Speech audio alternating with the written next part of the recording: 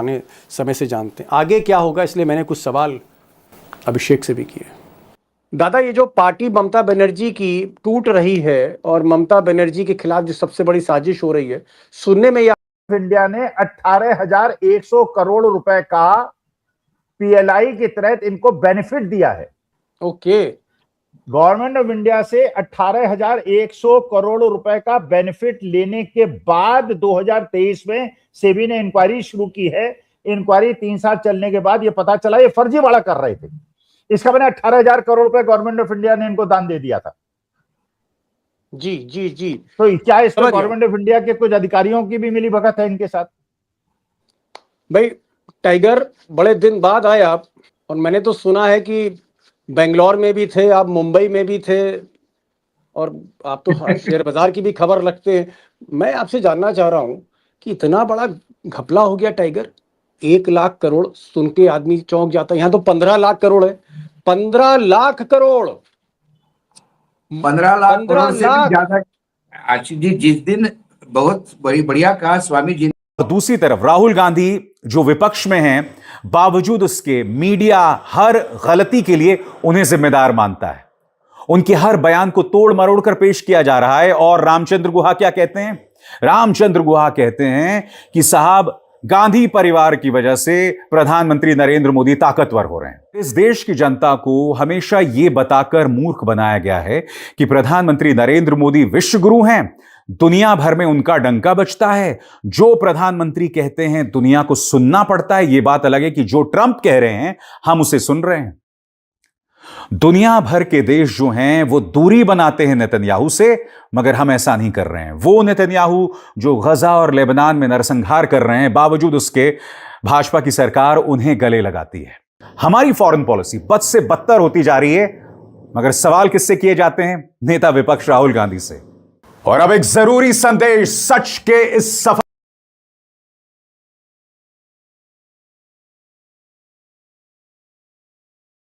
Industrial lobby ने एक साजिश के तहत उन्हें टारगेट किया।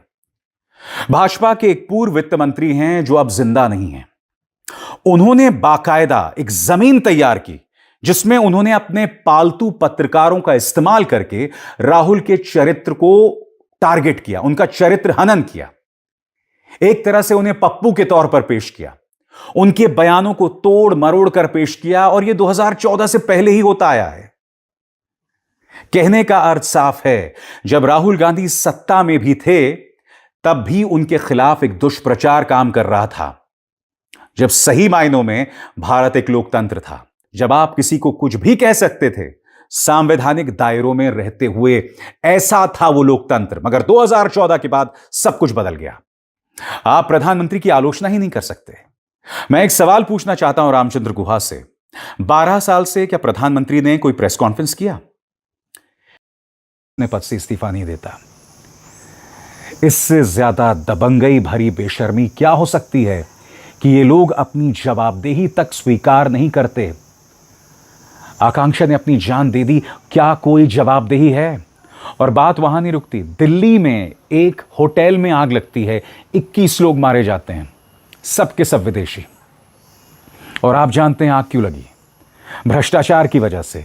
दिल्ली में व्याप्त भ्रष्टाचार की वजह से नियम कानूनों की धज्जियां उड़ाई जाती हैं, जिसमें होटल मालिकों से लेकर एमसीडी से लेकर दिल्ली पुलिस सब शामिल हैं।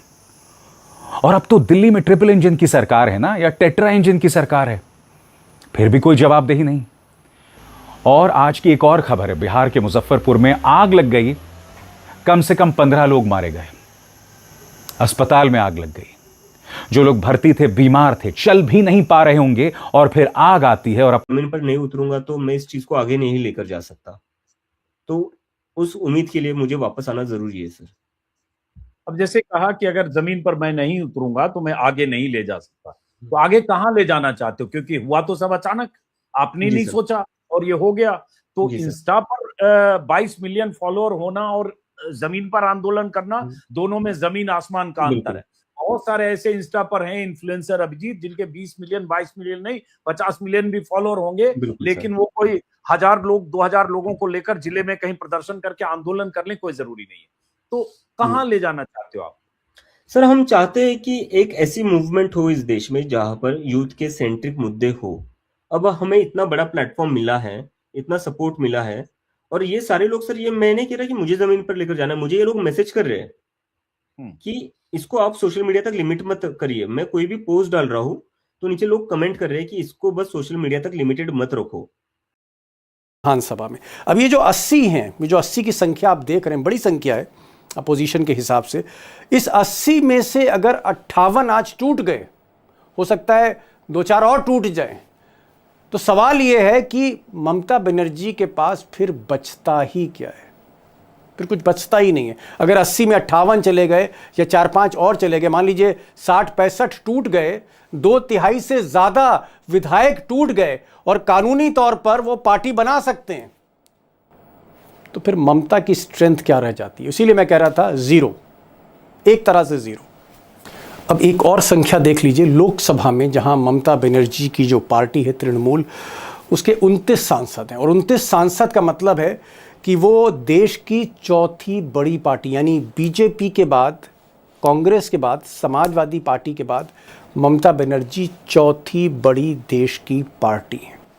और ये जो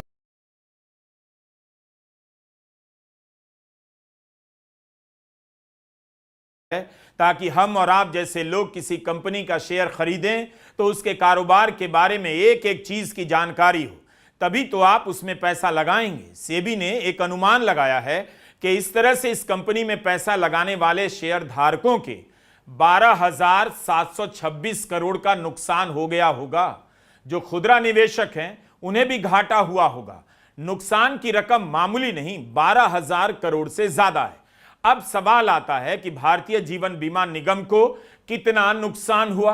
कंपनी के प्रमोटर के बाद इस कंपनी में LIC सबसे बड़ी शेयर धारक है, तो उसने किसके दबाव में, किस हिसाब से यह नुकसान उठाया और पैसा लगाया?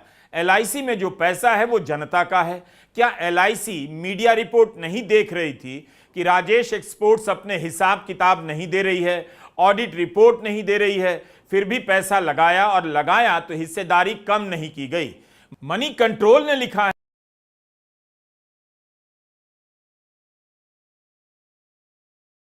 प्रधानमंत्री मोदी भी नहीं दे सकते, मगर उनके कोट भी इसी तरह के होते हैं।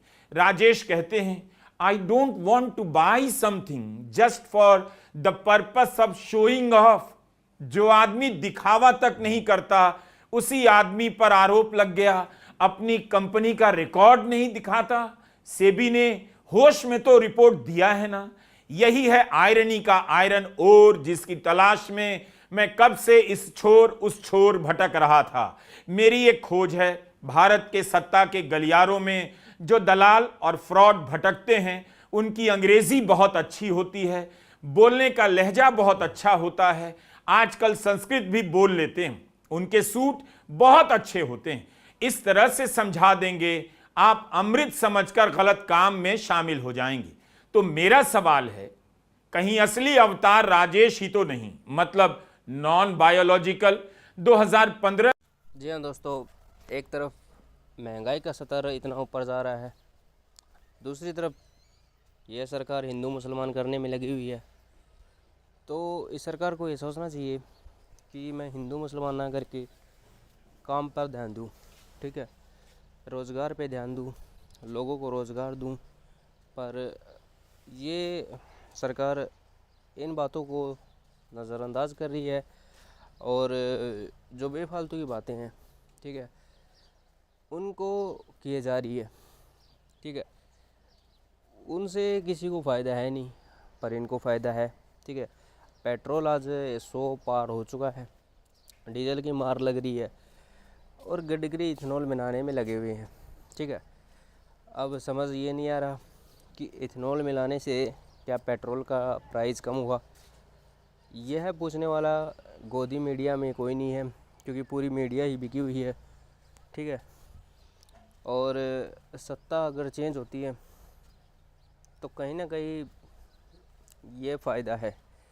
2029 का इलेक्शन होगा, उसमें कहीं ना कहीं सत्ता से यह सवाल पूछा जाएगा कि आप कर क्या रहे हो, ठीक है। जीएसटी के नाम पर वसूली हो रही है, टैक्सेस इतने बढ़ा दिए हैं, ठीक है, और लोग यहाँ पर चुप बैठे हुए हैं दोस्तों, ठीक है। अंधभक्ति का आलम इतना है कि लोग सवाल पूछना ही नहीं चाहते, ठीक है। लोग मस्त हैं, लोगों को रगड़ा जा रहा है, पहले गाड़ियों के टैक्स के नाम पे रगड़ा जा रहा है, फिर सड़क के टैक्स के नाम पे, पर यहाँ पर कोई भी सवाल उठाने वाला नहीं है, हाँ नहीं है।